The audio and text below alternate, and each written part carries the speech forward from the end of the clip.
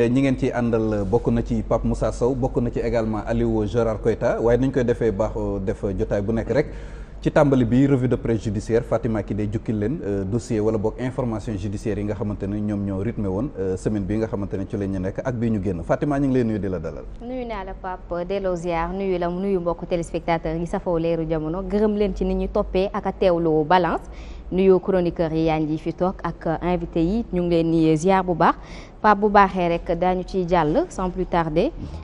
des koy door nag ak lu ñeel mbiru Pape Ibrahima Gueye ñu gën ko xam ci Papito Kara ak ki la di Ousmane Diagne gannaaw sax la ñuy dégg jamono ji ci réew mi ci seen i mbir mu mel ni ñoom ñooñu le bokkees ca mafia kàcc jamono ji sax ñoo nga ca nungu siin ndax ku ne xam na ni sax ci lu ñeel mbirum détournement inu journaux yooyu moo taxoon ñu jàpp sax ki la di Ousmane Diagne waaye mu mel ne mbir mi yemu fa ndax ki la li nga xam ne mooy Ousmane Diagne démb jàkkaarloog na ak kat gi bañ la lañ koy toppee sax mën nañu jàpp ni Pape yemoon na ak diffusion de fausses nouvelles ak modification des données informatiques ci ab fàttali rek unu journaux yi ñu njortees ni ñoom la ñu détourné sax mën nañ ci jàpp ci journaux yooyu la sax di Le Quotidien Sud Quotidien Enquête ak Le Soleil teewul it L'Observateur mën nañu jàpp ne ca la bokk Pape ba tey bu ñu sukkandikoo ci collectif avocat yooyu nga xam ne ñooy layal ñooñu le ci ab fàttali rek ñoom ñooñu le ak Papito Kara ñu ngi ko jàppee ci lu ñeel revue de presse ci une journaux yooyu la waaye ki la di Ousmane Diagne dañu njoxtees ni ca mbir ma la bokkees Pape. aywa une précision rek ci kenn ci avocat de la défense muy maître Bamba Cissé muy réaction boo xamante ni def na ko ginnaaw ba ñu jëlee décision placé sous mandat de dépôt ki nga xamante ni moom mooy Ousmane Diagne moom réaction bi nga xamante ni def nañ ko moom maître Bamba Cissé je cite aussi étonnant que cela puisse paraître Ousmane Diagne est arrêté juste pour avoir partagé sur sa page Facebook des unes de journaux satiriques avec en sa tête 3 emojis de sourire. Des dizaines de personnes ont aussi partagé cela sans être inquiétées une seule fois. On lui impute ainsi une diffusion de je ne sais quelle fausse nouvelle. Mieux encore, aucun journal n'a déposé de plainte contre lui. L'Observateur n'a pas déposé de plainte. C'est le procureur qui s'est autosaisi. C'est tout simplement extraordinaire. Donc loolu muy réaction boo xam ne kenn ci avocat de la défense def na ko ci en l'occurrence maître Bamba Cissé Fatima. mi ngi noonu ca kaso ba sax la ñuy dellu ndax lu ñeel ki la di biri Pape Mamadou Seck gannaaw ba mu fi rëccee woon ni ki jamono yi la ñu génn mu mel ne daan yaa ngay waddee ca fële mu rëccee woon sax di pavillon spécial ndax ki la nga xam ne mooy njiit ba di directeur pavillon spécial ak adjoint ñoom ñooñu le mu mel ni transféré nañ ci yeneen yi kaso gannaaw bi mbir mi amee nag mu mel ni ñoom ñooñu le seen i mbir jeexagul ndax kenn ci ñi nga xam ne mooy adjoint bi moom it tasaare nañ leen maanaam génne nañ leen ci pavillon spécial boobu ñu nekk transféré leen feneen leneen ba tey ci yenn yooyu la sax transfert mën nañu njoxtees ni ña ngi leen tas ci différents kaso yi nga xam ne ñoo nekk ci réew mi ci lu tollook juróom fukk ak juróomi kaso yi nga xam ne ñoo fi nekk mën nañu jàppee ni ca la ñu leen tasee ci yooyu les kaso jamono ji ca la ñu nekk muy exclusivité balance ba tey ci wàllum Pape Mamadou Seck ba tey ma ñu njoxte soon nii ci force spéciale la bokk xam ne nañ ni ka ko hébergé woon fële ca Touba di wuyoo ci turu Bilal Ndaw nekk baykat nekkit kuy sàmm moom moomule mu mel ne yoon rëq na ndigam ndax jamono yi sax mën nañu jàpp ne ñu ngi koy toppandi waaye ci bu ñu fàtte ni nekkul ci kaso bi mi ngi këram waaye liberté provisoire la ñu gàll ci ndoddam Pape. di fàttali rek ni délit bi ñu koy toppee mooy recel de malfaiteur xam naa du ñàkk dinañu laaj suñu spécialistes yi loolee lan lay wund ak lu nu mel di wax ni également chamboulement bi am ci administration pénitentiaire mu ngi concerné fukki kaso ak juróom du ñàkk ci après observation yi Aliou Keita dinañu ñëwul ci prison yi nga xamante ne ñoom la mouvement d'humeur bi concerné Fatima. mi ngi noonu mbirim François Mancabou la ñuy àddu jëmale ndax xam ne nañ ni sax ñenn ci ay mbokkam wala sax ay mbokkam ca biti réew porté nañu plainte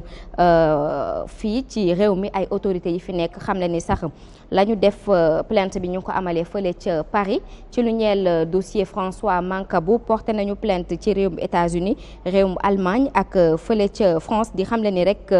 mbiru François Mancabou Pape dafa war a leer ay kaddu yi nga xam ne nag ay mbokkam ñoo ko jëbal ba tax na sax di sàkku yoon def liggéeyam ca fàttali rek ñoom ñooñu lee gannaaw ba mbir mi amee nag ñoom ña ñu visé jàpp ni sax ñoom la ñu tudd ci boobule mbir wala sax ñoom la ñu njortees di ñoo amal boobule jëye ñoom ñooñu lee di ay mbokk François Mancabou mën nañu jàppees ni commissaire chef bu sûreté urbaine moom moomu le joxoñ nañ ko baaraamu tuuma ak directeur hôpital principal ba nga xam ne nag Pape mën nañu ne foofu la François Mancabou nekkoon. donc au total 7 autorités sénégalaises la plainte boobu visé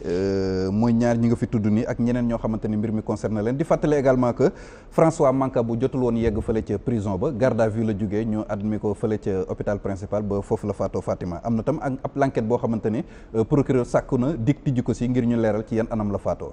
mi ngi noonu Sitor Ndour Pape jamono ji mu ngi ca nungu siin ndax xam na ni sax jamono yi ñoo ngi ko doon dégg dañu ko doon jiiñ màllum viol maanaam yàkkataan ak a yegg cib ndaw kooku la sax ñu njortees ni wala sax di woon ab jànkam toll ci fukki at ak juróom benn moom soxna soosule sax di waajuram bu jigéen moo porté plainte gàll ci ndoddu Sitor Ndour ni dafa yegg ci doomam daañu ci delluwaat nag Pape waaye xam na leen ni ba tey Sitor Ndour fa mu ne woon mu nga fa ndax xam na ne ni moom ba tey innocent la ci mbir mi maanaam xamu ci dara. waaw mu mel ni bu weesoo boobu tam am na beneen dossier de viol boo xamante ni tam revue de presse judiciaire bu tey bi indi na ko. mi ngi noonu keneen ko bokkees fële ca APR mën nañu wax loolu moom Abdou Aziz Meng moom moomu la sax daañu ko àtte ni gi suba fële ca tribunal bu Kolda moom ne bokk nekk membre bu Benno Bokk Yaakaar nekk kii di responsable Benno Bokk Yaakaar nekkit membre it ci conseil départemental bu Vélingara ca fàttali rek moom Abdou Aziz Meng placé nañ ko sous mandat de dépôt ndigi le 29 juillet bi ñu génn fële ca kaso bu Vélingara plutôt mu mel ne Pape mbirum viol jamono ji la ñu koy dégg ci yooyu le kër doy na waar lool. Fatima xam naa dossier bi dig ñu ko toppal parce que am na lu bëri loo xamante ni jaaxal nañu si bu fekkente ni viol dañ ko criminaliser Sénégal lan moo tax dossier bi demul instruction est-ce que dafa am dañoo soppi tuuma yi nga xamante ni moom lañ tegoon ci kawam wala leneen ak leneen dinañ ci ñëwaat ci observation yi waaye tamit nga toppal ñu dossier bi rek xool ba xam. mu ngi noonu suba ci àllarba ji ci lay taxaw tribunal bu Kolda. mu ngi noonu lu fa amani rek ak lu fa leerandi danañ ko indi fii ci leeru jamono yaatal ko fi ci leneen ba tey ci wàllum kaso Pape arrestation bu ñeel ki la di femme d'affaires bi di Boli Sall moom nekk ku siiw loolu ci réew mi dig teg na ko loxo ba pare ba defeere ko sax ci abus de confiance Pape ci lu ñeel wàllum koppar la ñu koy toppee 92 millions 300 la ñu ko jàpp bii le nag mën nañu jàpp ni mooy ñeenteelu arrestation am ci lu ñeel yooyu la mbir bu njëkk ba sax la ñu ko jàppee woon mooy histoire faux billet ca mai atum weeru mai atum 2021 moom it jàppoon nañu ko te it sax jamono yi mën nañu ne présenté woon nañ ko ki la di procureur ci lu ñeel abus de confiance mu mel ne pas fa mu nekk jamono yi min na ko loolu ñu xaaral ni rek fan la wànnante di mu jékki gëtam waaw di fàttali ni ñi ñu fi tudd seen i dossiers yëpp mën nañ jàpp ne ay innocent lañu parce que présomption d'innocence moo tegu ci seen kaw maanaam yoon atteegul ba ñu jàpp ne liñ leen di tuumal yëpp ñoom ñoo ko def donc jusqu'à présent ils sont présumés innocents donc mbir mi fu mujjee rek dinañ ci ñëwaat bu baax a baax wax leen fan la mujjee Fatima. mais noonu Pape ci inondation yi sax la ñuy àddu jëmale ndax xam ne nañ ni jamono ji Dakar ku yorul gaal doo génn ndax fey baa ngi mel ne tulleeg màlli mu mel ne sax mbir mi jamono ji doy waar goo xam ne sax askan wi seen ab loxo dafa dar gémmeñ waaye nag la ñuy sàkku tey société civile ak ñenn ñi nga xam ne ñoo nekk ci réew mi ak ay député sax ñu ngi sàkku mbiru 766 milliards yi nga xam ne jëloon nañ ko def ko ci lu ñeel mbiru mbënd ci réew mi ñu ngi sàkku ñu leeral ko kat ndax Pape la ñu gis ci réew mi doy na waar. waaw bu weesoo loolu tam mu mel ni am na benn plainte boo xamante ni ONAS mi ngi koy brandir également. leneen ci ONAS ndax ci lu ñeel taw li sax ñoom dañu nemmeeku ni ci seen i ay réseau maanaam fa ndox may jàll ndoxu inondation yi wala sax bu ndox bi tawee fa mu war a jaar dañu nemmeeku bi dañ fay def ay saako suuf daal jàll ko fa ngir mbir ma maanaam bañ a dem maanaam ab sabotage la ñu nemmeeku porté nañu plainte nag contre X te mbir xamle nañ ni mbir mi ma nga amee fële ca Thiès quartier bu Diamaguène ak Sampaate mu doon mbir mu doy waar it boo xam ne Pape ñu ngi xaar fan la wànnante di bujjee gi gëtam lu fa am rek ñu indiwaat ko fii ci leeru jamono. am na sax ñu si gàll ab laaj yoo xamante ne sàkku nañu balance laaj ko suñu invité yi maanaam ñi nga xamante ne seen oto dafa yàqu ci taw bi ak inondation yi ni mel ndax assurance mën na leen a bokk na ci ñi nga xamante ne dinañ leen couvrir donc boobu préoccupation boobu du ñàkk balaa ñu yëkkati jotaay bi dinañ ci tontu bu baax a baax alors mu mel ni kon loolu mooy juróom-ñaar wala juróom-ñetti dossiers yi nga xamante ni Fatima indi woon na ko bu dee am na des observations rek par rapport ak dossiers yi mu fi évoqué yëpp avant ñu ñëw ci débat de fond bi xam naa est-ce que dama ko commencé ak Aliou concernant les prisons yi nga xamante ni moom la mouvement d'humeur bi chamboulement bi concerné. effectivement Pape di nuyuwaat ñëpp di jéggalu aussi ci temps yëpp xam naa ni. waaw di la masawu yow tamit ci coono campagne bi. effectivement mais nag man aussi damay masawu bu baax a baax sama mbokk yi.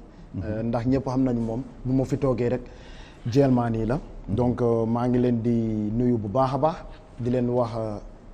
namoon naa leen et je sais que actuellement Pape foofu noonu ñëpp ñoo ngi toog mooy di ko seetaan. occasion la aussi di nuyu sama frère Ousmane Diagne bi nga xamante ne moom tamit moo ngi foofu leer na ma ne heure bi nii moo ngi koy seetaan. et donc xam naa ni Pape semaine prochaine dinañ daal di revenir at par rapport ak rubrique boobu noonu jafe-jafe yi nga xamante ne. nemmeeku nañ ko ci 37 prisons yi. ndax Ziguinchor bi ma nekkoon bëri na ay jafe-jafe yi nga xamante ne sama mbokku jelmaan yi jottali nañ ma ko et je pense que baax na itamit ñëpp yëg ko. et par rapport ak avis de mutation yi du ma mun a lim yëpp wante liñ ci mën a wax rek mooy que fële ca prison bu Fatick. Matam Ziguinchor kii ne Rëbës. ak ñoom seen bëri na daal ay prison Pape yenn yi nga xamante ne gis nañ fa ay changement. ñu ci gën a bëri nag jàpp njort ne am nañu njort ni que ci. cas boobu bi nga xamante ne jotoon na fexe ci prison yi xam naa loolu itamit dinañ ci revenir at bu baax a baax. parce que man en tant que observateur aussi am naa ci mooy sama gis-gis. te je pense que tey loolu yëpp nekkul ci maanaam mbir mi. mais toujours Pape par rapport ak mbirum détenu yi toujours Pape c'est important mooy ñu wax ko xam nga contexte inondation mooy lañ nekk mais Ziguinchor li fa xew maara daytaan presque Ziguinchor presque chaque jour mooy day taw. mais sama mbokku jelmaan yi daanaka à chaque fois mooy saa yu taw amul nelaw Pape parce que prison bi day senn. ah bon non si cellules yi chambre yi nekk day non ñoom du ñu nelaw. métti na quoi certes Dakar métti na inondation bi maa ngi leen di masawu bu baax a baax. mais sama mbokku jelmaan ñi nga xamante ne caabi moo leen féetee gannaaw Pape nga xamante ne amuñu dara quoi Pape parce que dañ leen daal di maanaam mooy seen ak seen i yelleef daanaka yëpp kii nañ ko mais Pape. à chaque fois asamaan si mooy day commencé tokk ndox rek. amul nelaw. ñoom ñu fay. amul nelaw Pape. prison bu Kolda maa ngi koy wax di ko waxaat encore fosse septique. bañ nañ ko sax dañoo bënn miir bi Pape nañu waxante dëgg quoi au moment où yaa ngi dëgg vraiment procureur di autosaisir na de la même manière sama xarit boo kande na def audit càmbar xool suñu xarit bi na dem mu def audit parce que Ziguinchor li may wax ni lu leer nañ la parce que barki dem boo njaay ma laa fa jóge ok donc ñu ko war a dégg nañ ko du ñàkk dinañ ci jël ay matuwaay nañ ci revenir des observations par rapport ak dossiers yi ñu fi évoqué du côté des invités. est-ce que duñu bàyyi Pape Moussa mu ñëw. Pape waaw bëggoon naa ci laal ci benn dossier muy le cas Ousmane Diagne. waaw bon man bi ma déggee la communication de maître Bamba Cissé. dama tiit. bon ma ne comme que Ousmane Diagne on est amis sur Facebook donc naa dugg ci profilam xool affaire yi ni mu demee. effectivement fekk na loolu ñuy wax mu partagé mais je suis parti ci publication originelle bi xool nombre de partage nit ñu bari dañoo partagé publication boobu ma xool nit ñooñu partagé ko ñan lañ du ay faux profil ay nit yu ñu xam sax. partagé nañ loolu formellement identifié ay profil yu leer seen i borom. léegi ñi partagé sëpp ñoom moom ñu simple ko ci. voilà c'est-à-dire man musuma xalaat sama àdduna maanaam bi ñuy jël sunu conviction di jël sunu passion dugg faculté de droit pour jàng droit musuma xalaat bés dina ñëw ci Sénégal ay emoji reetaan dugal nit prison. ay emoji reetaan ñetti emoji reetaan dugal nit prison loolu ku ma ko waxoon mënuma ko gëm ça veut dire que ñun suñu état actuel ci système judiciaire c'est catastrophique. parce que Ousmane Diagne mooy kan. Macky Sall ba mu fi jógee ne dafay réguler les réseaux sociaux dérive yi bëri na nañ ci jóg ay booy oisif errant nekk ci réseaux sociaux di kacci booy yi ils ont pris ça positivement. xas boobu noonu booy dañ ko jël positivement. créer mafia kàcc di joxe seen xalaat di joxe seen opinion ci réew mi foogoon naa ne booy ñoom ñoo waroon nekk ci dérive sax Macky Sall jël ko positivement mais c'est le contraire moom moo xas jeunesse bi jël loolu positivement ba pare organiser ko nag def ko genre mouvement Ousmane Diagne di ko coordonner mais dem ba ci biir réseaux sociaux yi Facebook YouTube mu doon une chaîne qui fonctionne di def ay interview di dugg ci dëkk bi di def ay reportages comme des professionnels ñooñu dañ leen a waroon a defal kon jàpp nga ne Ousmane Diagne liñ ko tëjee jarul woon ñu koy tëj kaso. liñ ko tëjee lu dee loolu maître Bamba Cissé wax du loolu moom moo tax ñu tëj ko parce que il a fait d'autres choses avant autre chose boobu c'est son engagement politique qui dérange moom Ousmane Diagne boo ko gisee ci campagne bi nga xool Kàcci TV dem leen ci page bi xool liggéey bu extraordinaire la ñu def ci loolu noonu léegi dañ ne diffusion de fausses nouvelles lañ koy toppee waa léegi man xanaa war nañu wax ban nouvelle la diffuser boo xamante ne cette nouvelle elle est fausse xanaa dinañu wax lii lan la léegi moom moo détourné ay xaw ma lan données informatiques Ousmane Diagne ma xam naa ne defar affiche sax waru koo mën maanaam techniquement ay infographe ak yooyu noonu du kii mais nañ teg loxo bi ci leer ne yow yaa publier telle information qui est fausse parce que publication boobu noonu ñi ko partagé bëri na te ñoo ñëpp ne sont pas inquiétés détournement de une bu dee infraction la ci réew bi yàgg na fee am ñi ko doon def anañu donc deux poids deux mesures boobu. ñu ngi continuer di génn. parce que tous les jours ñu ngi justement préciser que Ousmane Diagne publié wul dafa partagé. ñeneen partagé man mii sax jot naa ñam ci partagé yi. kon yow heure bi yow procureur da la waroon boole. mais c'est quoi boole ci mbir mi mais justement ak ñi partagé ñëpp Ousmane Diagne dérange. mafia kàcc bi dérange te li ñuy déranger mooy chaque jour li ñuy publier. da ngay xool xam ne peut-être que sur le plan ay journalisme ak yooyu noonu duñu ay professionnels. mais li ñuy wax lu leer la fu leer lañ koy teg di vaar di génne des choses très claires mais attends bu dee loolu doonu nag wax dëgg yàlla seen engagement politique ça devient une infraction ba emoji jaral nit ñu tëj ko prison fii ci Sénégal xamatuma dara ci suñu système judiciaire Pape. waaw maître waaw jërëjëf Pape xanaa di wax ni dama am gàcce am tiitaange jaaxle bu rëy façon bi nga xam ni noonu la justice bi di doxee may wax ni Ousmane Diagne ak Pape Ibrahima Gueye Papito Kara ak ñeneen ci kaso bi seen place du ci kaso bi waruñu fa defaat 1 heure de plus parce que je considère leur détention comme à la limite arbitraire Ousmane Diagne li chroniqueur bi wax léegi mooy dëgg jugé wuñ ko parce que dafa def dañ ko jàpp ci kaso bi parce que dafa jigéen Ousmane Sonko wala ñuy topp Ousmane Sonko